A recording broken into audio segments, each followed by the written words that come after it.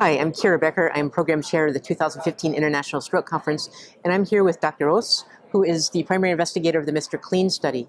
The results for the Mr. Clean study were presented today in the morning plenary session, along with the results of several other trials of endovascular therapy for stroke. Dr. Roos, I was wondering if you could just tell us a little bit about Mr. Clean. Well, Mr. Clean was a very pragmatic design trial, and we wanted to know whether interarterial treatment would be beneficial in patients with a large stroke, patient with a blocked artery.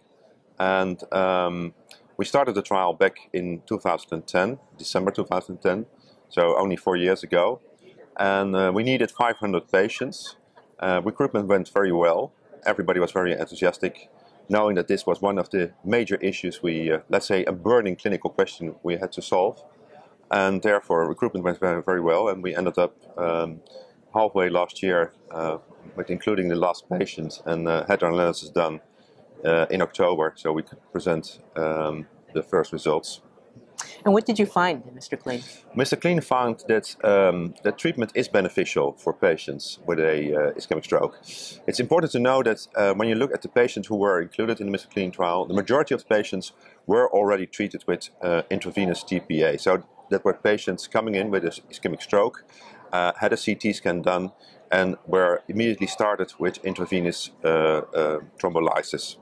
After that, they had a CTA scan, which is a scan to see whether there is a blocked vessel. And when there was a blocked vessel, patients were immediately transported for an intervention, or not. They were randomized, so just by chance whether they have an intervention or not. And what we did find is that patients who had an intervention above their intravenous thrombolysis did much better than the patients who didn't have the intervention.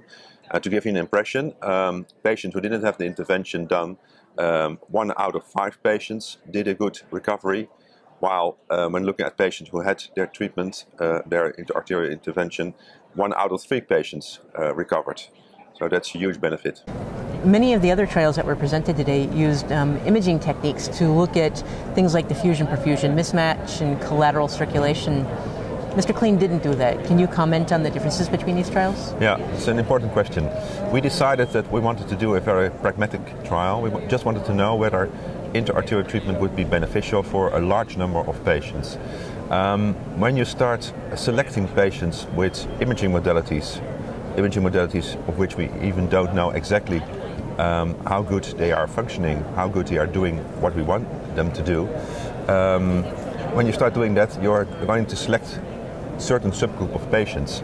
And what we wanted to do is we just wanted to look whether this interarterial treatment would be beneficial to a broad, let's say, range of patients. And I think that's one of the major, well, let's say, pros of the Mr. Clean trial against the other 3 trials. We have a broad range of eligible patients in our trial, and we've shown in the subgroup analysis that in all the subgroups we could imagine would maybe benefit or not. We could see that in all the subgroups there was a beneficial effect of the interarterial treatment. So I think when looking back to our results and looking back to the results of the ESCAPE and the other trials presented today, I think it's fair to say that you can use imaging modalities, but it's not necessary.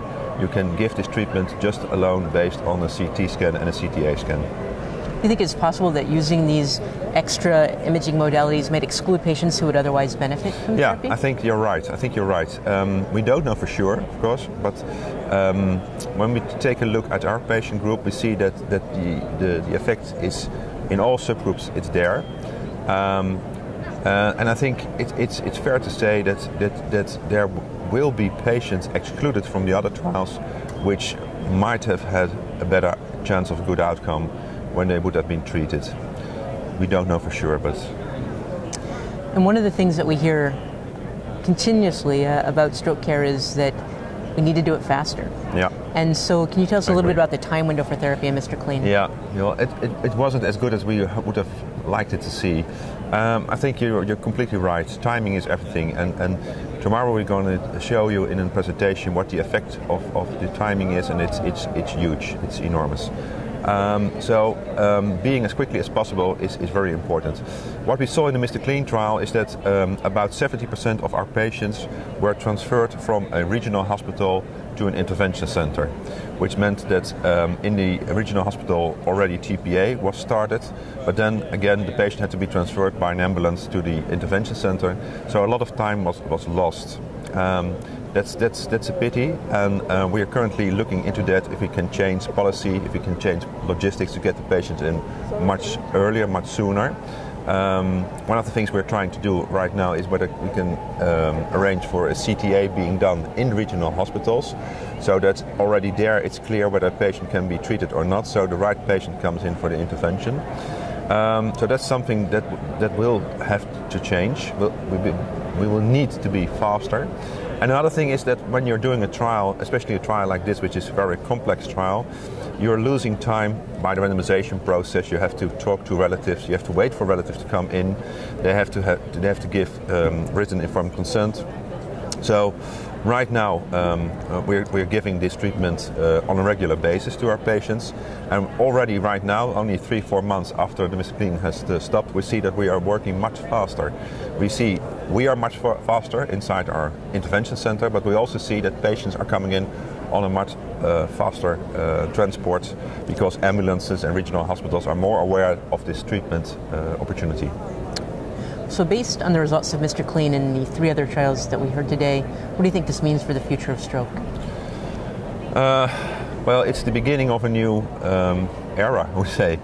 It sounds a little bit overdone maybe, but I really think it is. It's now, I think 20 years ago we had the introduction of thrombolysis in acute stroke care, which was a wonderful thing. It's the first time we had an opportunity to do something for acute stroke care patients, acute stroke patients, and now we are setting the next step. And I'm always looking a little bit at our friends of cardiology, because I do think that there are striking similarities between a patient with a myocardial infarction or a ischemic stroke in the brain. And what I see in myocardial infarction is that right now patients are exclusively treated endovascular.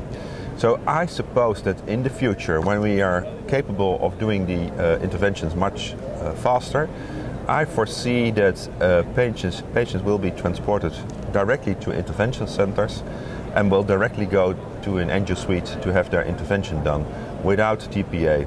The problem will be, what are we going to do in territories, in regions where there are not as many hospitals, where large distances are a problem.